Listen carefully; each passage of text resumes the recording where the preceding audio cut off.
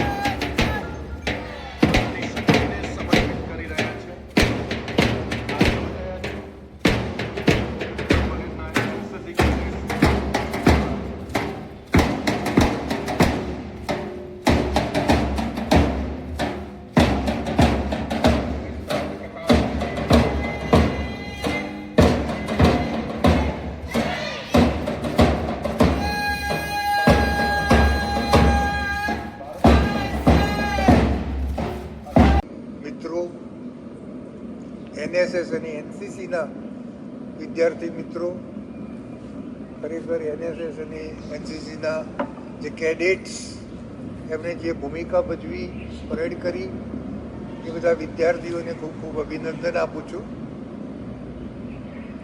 અને એમના સાહેબ યોગેશભાઈ, એમને પણ ખૂબ ખૂબ અભિનંદન. સારી પરેડ શીખવાડી, વિદ્યાર્થીઓની સંખ્યા તો પાંખી,